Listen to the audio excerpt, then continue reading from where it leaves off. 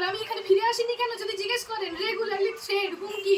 এখানে আসলে তোমার মুখে আমি অ্যাসিড ছুঁড়ে মারবো, তোমাকে মেরে আমি নদীর জলে ভাসাবো, তোমার ছেলের কি অবস্থা করে তুমি দেখো। এইরকম ভাবে থ্রেড, হুমকি রেগুলার। কোনো বাবা মা খড়গপুর থেকে সাহস পাবে আমাকে এখানে ছেড়ে আসতে? বাপের বাড়ি খড়গপুর? বাপের বাড়ি খড়গপুর? আপনি বলুন তো। খড়গপুর বাপের বাড়ি তো? হ্যাঁ। হ্যাঁ। ও এখন খড়গপুরেই থাকে, মেয়ে বা ছেলে খড়গপুরেই স্কুলে পড়ে? কি করবো, 4 বছর হয়ে গেল ওখানে আছি। সেটা ঠিক আছে, এবার দেখি একটা খরচা পাঠায় না, কিছু না। এখানে সব রকম চলছে, ওর সব রকম চলছে, শুধু বাচ্চাটা খরচা দেওয়ার বেলায় হাত কাঁপে। 5খানা লয়ার পুষেছে, এমন আচ্ছা জানোয়ার, আচ্ছা, চুপ কর 5খানা lawyer চুপ করো পুষেছে ও। চুপ করো। ঠিক আছে, দাঁড়াও। আচ্ছা তুমি সুজিত বলো, এই যে কথাগুলো ও বলছে তুমি এগুলো কেন করছো? তোমার স্ত্রী অত সুন্দর ছেলে থাকতে তুমি কেন এগুলো করছো? টোটাল মিথ্যে কথা, ঠিক আছে? ও যখন 5 বছর আগে চলে যায়, আমি ওই বাড়িতে আমার বাচ্চার জন্য একটা মাস্টার দেখি, ঠিক আছে? সেই মাস্টারটা আমি দিন মানে আমি যতক্ষণ থাকবো সেই হিসাবে আমি সকাল 7টা থেকে 9টা পর্যন্ত ঠিক করি। হঠাৎ দেখলাম যে আমি বিকেল 4টে থেকে আরোতে চলে যাই, টাইম চেঞ্জ, ঠিক আছে? টাইমটা সন্ধ্যে 7টা থেকে 9টা, ঠিক আছে? এবারে আমি তো ধরুন মাছ ফাছ বেছে রাত 2টো 2:30টে আমি ব্যস্ত থাকতাম, ঠিক আছে? তারপরে বাড়ি ফিরি। এবার ও হচ্ছে শুধু একটা না, একাধিক ছেলের সঙ্গেই অ্যাফেয়ার ছিল, ঠিক আছে? এখানে থেকে অ্যাফেয়ার ছিল একাধিক ছেলের সঙ্গে, তোমার সংসার করছে? এটা আমি আমার বাড়ির আমিও খবরটা জানি না। আমার আমার দিদি আমাকে বলেছে যে মাস্টার পড়াতে আসতো, ঠিক আছে? ছাদে উঠে সন্ধ্যেবেলা গল্প করতো, ঠিক আছে?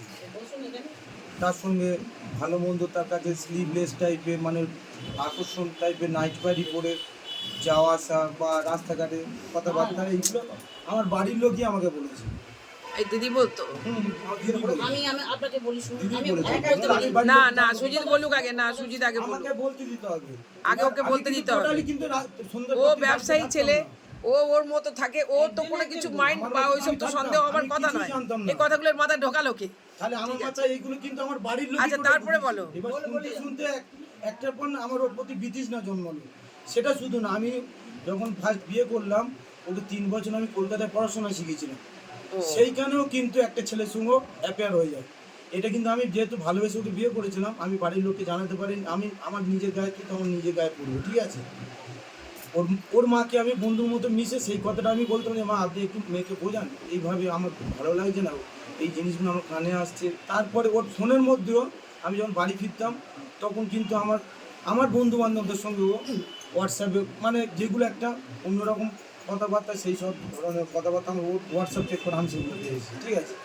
তারপরে যখন আমার বাড়ির লোক এইগুলো ঘটনাগুলো বললো যে রাস্তায় নদীর ধারে কথাবার্তা মানে আপত্তিজনক জিনিস, সেগুলো যেগুলো আমার ভালো যখন না, চোখে একটা বিচ্ছিরি ব্যাপার। ধরা পড়লে সত্যি বলতে সে মানে ওর প্রতি কিন্তু আমার তখন খারাপ কোনো ইয়ে নেই।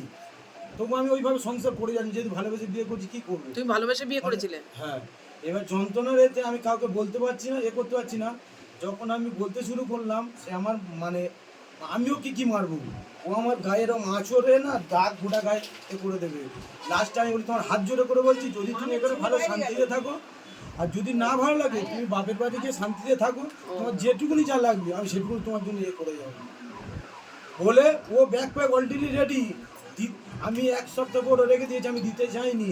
আমার উপর এতটাই অত্যাচার বেড়ে গেল, বাধ্য আমি বলি ঠিক আছে তুমি যেখানে গেলে যদি শান্তিতে থাকতে চাও তুমি সেখানে শান্তিতে থাকবে, চলো আমি তোমার দিয়ে আসতে যাই। আমার দিয়ে আসতে বাধ্য করিয়েছি। তারপরে গেল, তারপরে তো আমার তো ডিভোর্স কেস চলছে। আমি বাচ্চাকে দেখতে যেতাম, বাচ্চার সঙ্গে আমার দেখা করতে দিত না, ঠিক আছে? গিয়েই ডিভোর্স ছেলের করেছে? জন্মদিনে গিয়েই ডিভোর্স ফাইল করেছে? না 2 বছর পরে করেছি। এবার আমি অনেকবার গিয়েছি ওর আনার জন্য, ওর বাবা মা কোনো দিনের জন্য না না, ভরণ পোষণ বাচ্চাটাকে তো তোমার কিছু টাকা পয়সা দেওয়ার আমি দরকার ছিল। স্টেটমেন্ট ছেলেটা তো তোমার। ব্যাংক স্টেটমেন্ট তুলে আমি আপনার কাছে দিয়ে যাবো, ও, তুমি দিতে? প্রুফ দিয়ে যাবো আপনাদের কাছে। ওর অ্যাকাউন্ট আমি চেক দিয়েছিলাম, ট্রান্সফার করেছি। দিয়েছে দিয়েছে দিয়েছে। আপনি 2 বছরে দিয়েছিলেন? হ্যাঁ বলছে তো দিয়েছে। প্রথমে শুনুন শুনুন দাঁড়ান, ও দেখাবে স্টেটমেন্ট। আমি আমাকে বলছি আমি তোমার বলতে দিন উত্তর দিন। বলতে দিন বলতে দিন। শুনুন আমি অ্যাকাউন্টে ট্রান্সফার করি, সেই স্টেটমেন্ট তুলে আপনাকে আমি দেখিয়ে দিয়ে যাবো, ঠিক আছে? এবার প্রথম আমি দিতাম, যখন দেখলাম আমি যে দিতাম আমার বাচ্চার সঙ্গে দেখা করতে দিত না টোটালি। ছেলের জন্মদিনে গেছি মানে খাবার দাবার জামা কাপড় নিয়ে গেছি, মানে কুকুরের সঙ্গে দুর্ব্যবহার করে না। আমি কাঁদতে কাঁদতে এখান থেকে মানে 5-6 ঘন্টার রাস্তা, সেখানে কাঁদতে কাঁদতে চলে যাচ্ছি, কাউকে আমি দুঃখের কথা বলতে পারিনি। তারপরে কী করলাম, আমি স্টপ করলাম, ওর অ্যাকাউন্টে টোটাল টাকা দিয়ে স্টপ করলাম। আমি ওকে বলেছিলাম আমার কিন্তু ছেলের জন্য আমি পাঠাবো, আমি তোমাকে 1 পয়সা আমি দেবো না। তুমি যেহেতু কেস করেছো আমার এগেনস্টে, আমি 1 টাকাও দেবো না। আমার ছেলের যা খরচা আছে তুমি স্কুলের অ্যাকাউন্ট নম্বর দাও, আমি সেই মাসে যদি 10 তারিখ থাকি আমি 8 তারিখ যাবো, 7 তারিখ যাবো, আমি অ্যাকাউন্টে দিয়ে আসবো সমস্ত। এবং ওর ভালো মন্দ খাওয়ার জন্য আমি এক্সট্রা আরও 5,000 কেন 10,000 টাকা আমি দিয়ে ওর ছেলেটা তো ওনার। ঠিক আছে।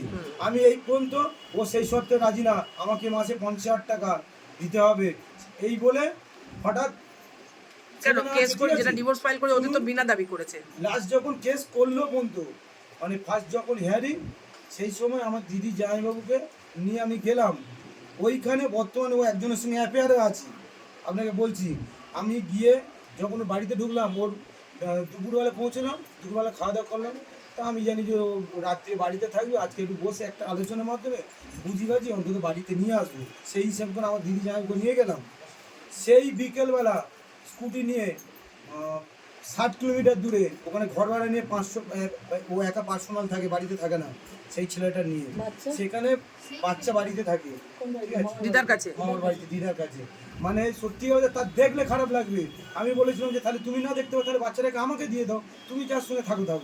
তাও আমাকে বাচ্চাকেও দিতে জানি, ওর পিছনে যা খরচা আছে আমি সেটা বাচ্চা বহন করবো। তোমাদের বংশের বাচ্চা কেন এরকম থাকবে? এটা তো আমার ঠিক ছেলে না। কেন কুকুর ছাগলের মতো সেই মানুষ তো, হবে? এটা ঠিক। আমাকে দিলও না, বাধ্য হয়ে বাচ্চাকে পাওয়ার জন্য আমি এগেনস্টে আমি কেস করলাম।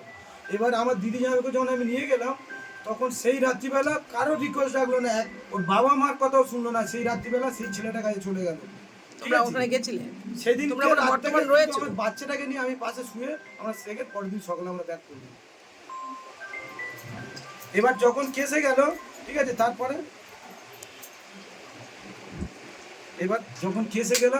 তারপরে আমি বাচ্চাটার জন্য আপিল করলাম যে আমার বাচ্চাকে যখন দেখতে দেয় না, টোটাল আমার সঙ্গে ভালো ব্যবহার করে না, তখন বাধ্য হয়ে আমি কী করলাম, এই কোর্টে আর আমি আলিপুর কোর্টে আমি কেস করলাম। তখন এবার আমার ওপর বাই ফোর্স চাপ আসছে, মানে এতটাই, মানে এখানে যত অ্যান্টি সোশ্যাল ক্রিমিনাল নিয়ে যত চোরচিটিংবাজ যারা হচ্ছে খুনের আসামি এখানে প্রেজেন্ট বসে আছে, আমি সমস্ত ডকুমেন্টস আপনাদের সামনে ফেলে দেবো। সেই সব তাদের নিয়ে এর মুখে অ্যাসিড মারবে, আমাকে মার্ডার করবে, আমার মুখে অ্যাসিড মারবে, এইসব প্রলোভনগুলো আমার আসছে। বর্তমানেও যেহেতু কেস চলছে, আমার আড়তে গিয়ে প্রত্যেক দিন অশান্তি শেষ নেই, প্রত্যেক দিন আমি এখন আমার আড়তে মাছের ব্যবসা রানিং সিজনে আমি আড়তে যেতে পারছি না, ওর মান সম্মান রেতে, লজ্জা রেতে। ডিভোর্স ফাইল চলছে? ডিভোর্স ফাইল তো অলরেডি তো 2 বছর চলছে, কেস চলছে। আচ্ছা, এবারে দিদির মুখ থেকে শুনবো যে কথাগুলো ভাই বললো মিথ্যে না সত্যি। কিছু বলার আছে। দাঁড়ান আমি দিদির মুখ থেকে আগে শুনে নিই। কথা শুনো, যে ওর যে একটা টিচার পড়ায়, ও কাবেরিরই রিলেটিভ। আমি কিন্তু টিচারটাকে দেখিনি, আমি ওদের বাড়ি খুব কম যাই, আমি বাপের বাড়ি একদমই যাই না।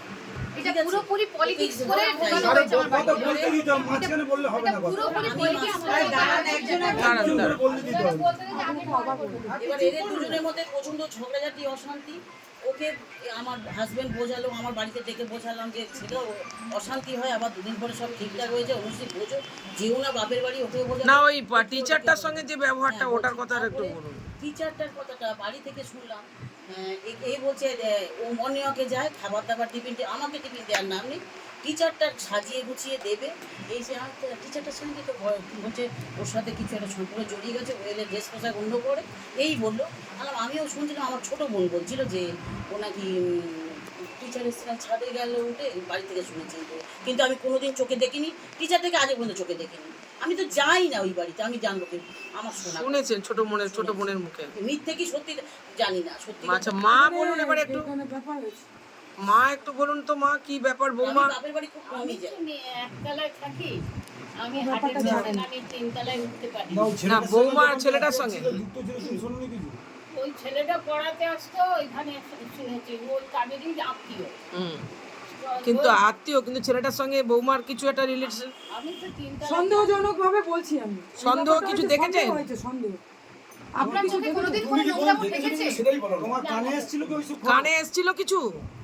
বাড়িতে সব বাড়িতে কাজের লোক কাজ করে, হচ্ছিল, সুইটা হ্যাঁ হ্যাঁ। বাড়িতে কাজের লোক কাজ করতো, তখন ওই টাইমে হুম। আপনি এত ডাউট করলেন কেন? ওই তো ছোট বোন দিদি এরা সব বলছে, মাও তো শুনছে, মাও আলোচনা হতো, মা তো শুনেছে মা বলছে। তো বলছে শুনুন, কিরকম আলোচনা শুনছেন? হ্যাঁ শুনেছে বলছে তো, মাকে এখানে ছেড়ে দিলে হবে না কিন্তু। মা তো শুনেছে বলছে। শুনেছি কি সেটা কোনো শুনেছো? তুই কেন বলি মাকে সুযোগ দিতে হবে কথা বলা? সেটা বলছে বলুন আপনি কে? চাপ সৃষ্টি করলে ওটা বড় ভাই। আমার ভাই তো? হ্যাঁ। একটু চুপ করে যান। আমি বলি আপনি কি মাস্টার আসতো ওদের মধ্যে অশান্তি হতো এই বাবা আপনি এদিকে তাহলে এটা তো বন্ধ করা দরকার ছিল মাস্টারের। আসেন, এপারে আসেন। সুজিত দা, দাঁড়া, এইপারে আসুন। সুজিত দা না, ছোট ভাইয়ের মতো। না, না, ভাই বল। যাই হোক, আমি বলছি, আন্টি, এদিকে আসুন।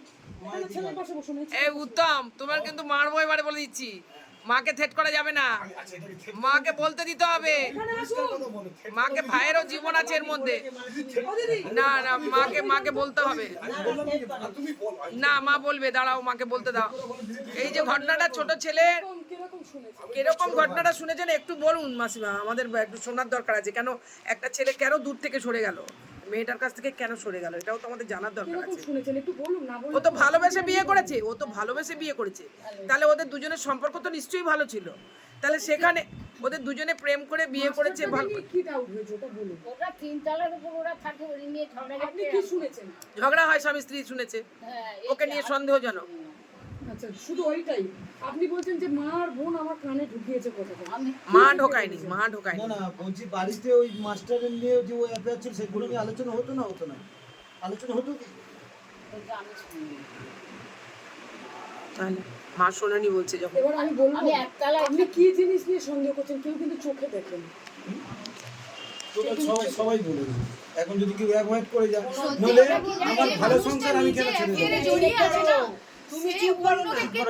আচ্ছা এই আর একটা জিনিস, এই যে বর্দি খড়গপুরে যে ঘটনাটা ঘটেছিল, আপনারা আনতে গেছেন, মেয়েটা রাতের বেলা কোথায় চলে গেল আপনাদেরকে ফেলে দিয়ে?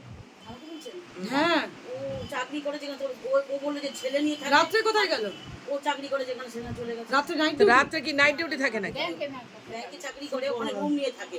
তা ওখানে ননদ এসছে, স্বামী এসছে, চলে গেল আপনাদেরকে ফেলে, আমি বললাম এটা কি ওর দোষ ও আমাকে নয়? বললো, বর্দি তোমার ভয় আমি থাকিনি, কারণ তুমি গেলে সুজিতের সাথে থাকার ব্যবস্থা, ডিভোর্স এ চলছে, থাকতে দে, আমি ওই জন্যই চলে গেছি। কিন্তু এই ব্যাপার না না, এটাও তো একটা ব্যাপার আছে, এটা তো দিদি সবকিছু এড়িয়ে গেলে হবে না বর্দি, আমি হাত জোড়ে রিকোয়েস্ট করি, সবকিছু এড়িয়ে গেলে হবে না। আপনি এড়িয়ে গেলে কিন্তু এইভাবে হবে না। না, এদিকে কি এই তো ও তো রিকোয়েস্ট করেছে বইকে হাত জোর করে। তা ও শোনেনি মানে তাহলে ও সংসার করার ইচ্ছা ছিল আমি না, বলছি একটা বাচ্চার মা বাচ্চাকে ফেলে রেখে দিয়ে চলে যাচ্ছে অন্য জায়গায়। রাতে আমরা ব্যাংকে সার্ভিস করেছি, আমরাও জানি যেহেতু রাত্রেবেলা ব্যাংক চলে গেল, ও ব্যাংকে সার্ভিস করে, আমি তো ব্যাপারটা বুঝতে পারলাম। আপনার মনে ডাউট হলো না?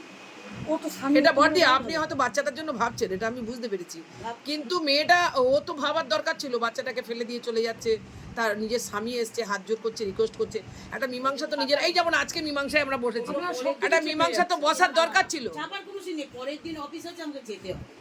না এটা তো ভুল কথা। এখন যদি তুই বড় ভিডিও আমি তোর উপর থেকে কিছু বলতে পারবো না, সেটা সত্যি করে না সেটাই বললাম, আমি তাতে কোনো খুশি হই। আমি মিথ্যে কি ন্যায় বলছি যেটা তুই সেটা আমাকে বল। বল। ও কি কোনো মেয়ে ছেলের কাছে গেছিল? ওর মধ্যে আমি- তো ও কি করে জানবে উত্তম? অনেকটা দূরে দিদি, আমি জানবো কি? ও বর্দি কি করে জানবে? রাত্রে ভিডিও কল করেছিল তো, একটা মেয়ে এখানে সন্দেহজনক, কার সঙ্গে ছিলাম তুমি হলে তোমারও সন্দেহ হতো।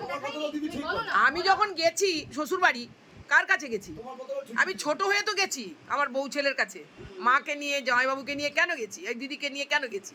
গেছি তো ছোট হয়ে ওর কাছে, যে চলো বাড়ি চলো, বা কিছু একটা ভুলভ্রান্তি হয়েছে। ও যখন কেসটা ফাইল করেছে আমি কিন্তু তখন মুভমেন্টে যাইনি, মানে ক্রিমিনাল যে মুভ করবো ফার্স্ট ইয়ারে ও প্রথমে চেষ্টা করেছে আমি অ্যাডজাস্ট করার, নিয়ে যাও। সেই প্রথমে অ্যাডজাস্ট করার জন্য গিয়েছিল ও, প্রথমে কিন্তু ছেলেটা অ্যাডজাস্ট করার অনেক চেষ্টা করেছিল। বলো তুমি কি বলতে চাইছো? আমাকে ওখানে আমার বাপের বাড়িতে সবার গিয়েছিল। প্রথম তোমার ওই টিচারটা ঢুকলে তুমি এরকম ভাবে সন্দেহজনক ড্রেস পরে কেন ঘুরতে? সেটা আগে বলো, খাবার দাবার নিয়ে তৈরি করে আমাদের মর্নিং বাবার ওয়াকে। বাড়িতে বাপের বাড়ি না, এখানে হ্যাঁ আমি বাপের বাড়ির কথা বলি। রিচুয়ালস আছে যে টিচাররা ঘরে এলে আমরা যেমনই খাই না কেন, মাস্টার মশাই এসেছেন, ওদেরকে ভালো টিফিন দেওয়ার একটা ব্যবস্থা, আমাদের ওটা আমাদেরও থাকে, কিন্তু যে তা বলে একটা ভালো টিফিন দেওয়ার ব্যবস্থা করতাম, সে যে কোনো রকম ভাবে হোক, সে আমি খাই না খাই ওনাদের আগে আমি খাওয়াতাম, এটা কিন্তু সত্যি কথা। তাহলে এখানে আমরা বুঝতে পারছি প্রথম ড্রেসের কথা আসছে না।